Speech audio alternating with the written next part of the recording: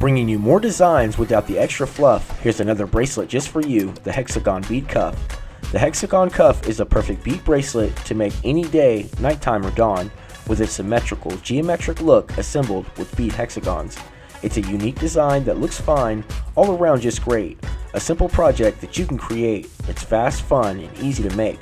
So get ready for this tutorial to satisfy your creative needs. Feel free to give this video a like and enjoy this episode of TurboBeads.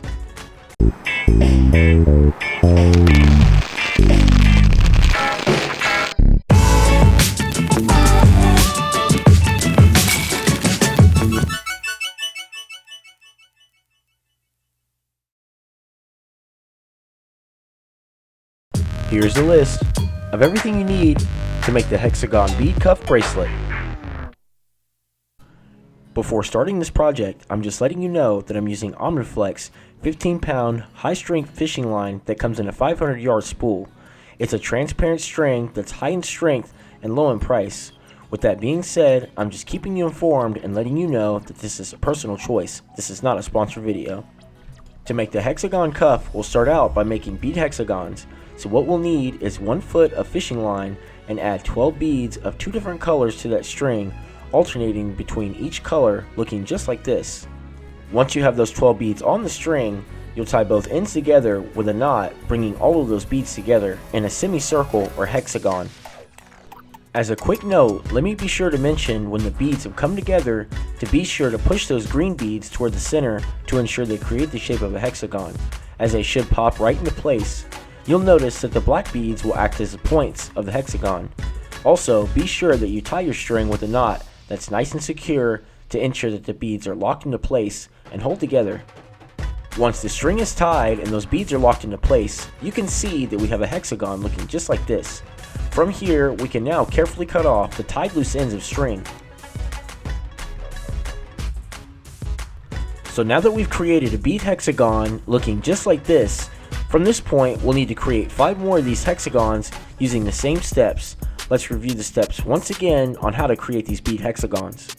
Once again, you'll need 1 foot of fishing line and add 12 beads of 2 different colors to that string, alternating the colors looking just like this.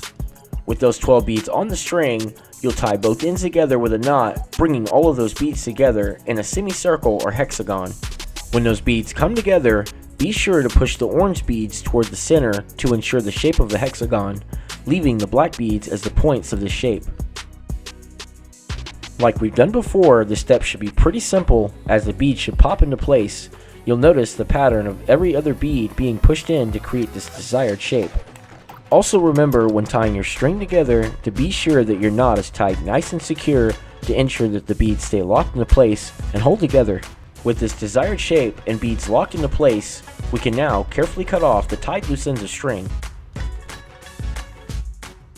As you can see, I've created more of these bead hexagons, which is a total of 6 hexagons, which I've decided to make orange and black as well as green and black. Of course, you're always able to make any color combination of your choice.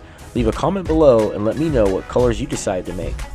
Before we move on to the next step, I'm just letting you know that I'm using Dritz beading elastic cord. It's a durable elastic string that works great for creating bracelets.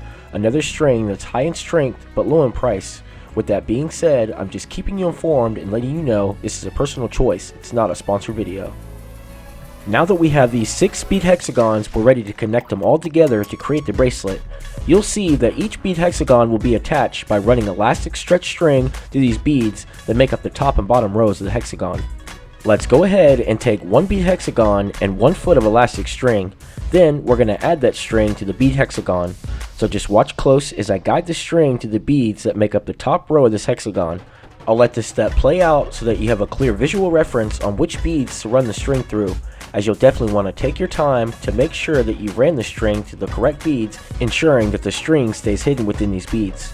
Let me be sure to mention that you can always move the beads around, making it easier to run the string through, as you can always pop those beads back into place, ensuring they stay in the desired shape. Now that you have the string through all of the beads that make up the top row of the hexagon and the hexagons on that string, you'll push that hexagon toward the end of the string, leaving a bit of tail end to tie off with for later. Now that we have that first hexagon on the string and it's all set, we're ready to add another to the string. So go ahead and take another bead hexagon, then run that string through all of the beads that make up the top row of this hexagon. Notice you'll be running the string to the 5 beads on top, so continue watching as I guide the string through these beads. As a quick tip, remember that you can always move the beads around, making it easier to run the string through, as you can always pop the beads back into place, ensuring it stays in its desired shape. With this second hexagon on the string, you can now push that bead hexagon toward the other, just like this. As you can see, we now have 2 bead hexagons on the string as they appear to be attached with the string hidden within. From here, we'll just continue using the same steps and adding these bead hexagons on the string through the top rows that make up these shapes. With this visual, you'll see that adding these hexagons to the string is as easy as it seems. When you have a hexagon on the string, you'll just push that hexagon toward the others, as you can see demonstrated here. Again, we're running this elastic string through the top rows of these bead hexagons. Now that we have all of these hexagons on the string through the top rows, this is exactly what it should look like so far. From here, we'll take another foot of elastic string and attach all of the hexagons as well by running that string through all of the beads that make up the bottom rows of these hexagons. This is exactly as we've done before. So I'll run you through the steps once again on how to run the string through the beads, so just continue watching as I guide the string through these beads.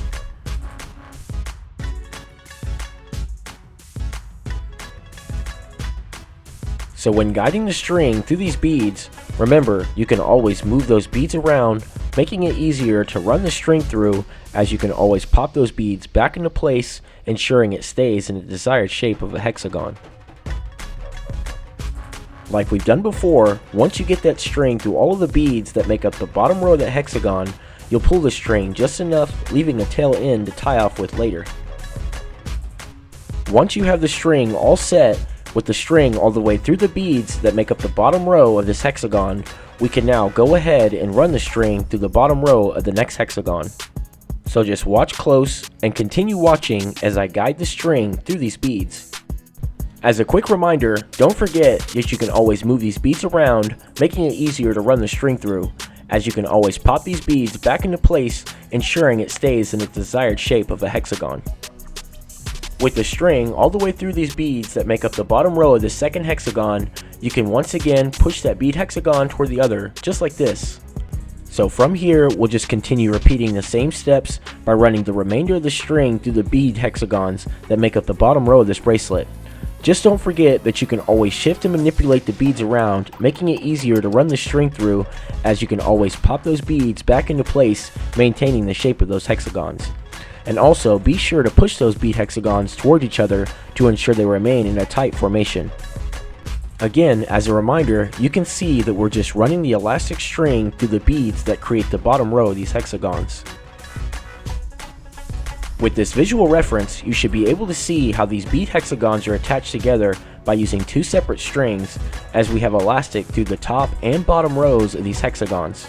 So now that we have both ends of string all the way through the top and bottom rows of the bead hexagons, this is what it should look like, as you should have tails of string coming out of each end on both rows.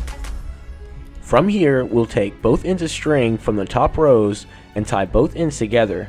As we tie the string, you will see that the 2 ends of the bracelet will come together.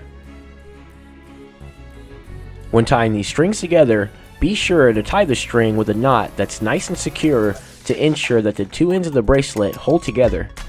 Feel free to tie the string as many times as you feel is necessary, as the objective is to ensure that everything stays together.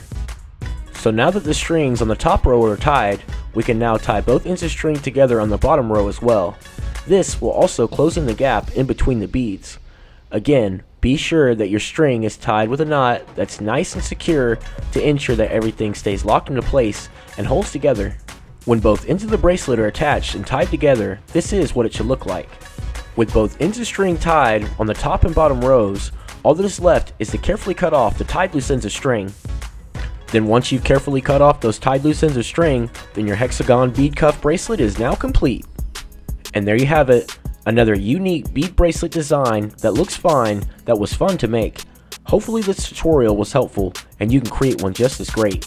If there's anything you would like to add, requests or suggestions, feel free to leave a comment below. And if you are new or you just haven't already, don't forget that you can always subscribe if you want to be notified for more bead tutorials just like this one. Hoping you'll tune in for the next one to satisfy your creative needs. Until next time, as always, be sure to wear it and share it. Thanks for watching TurboBeads.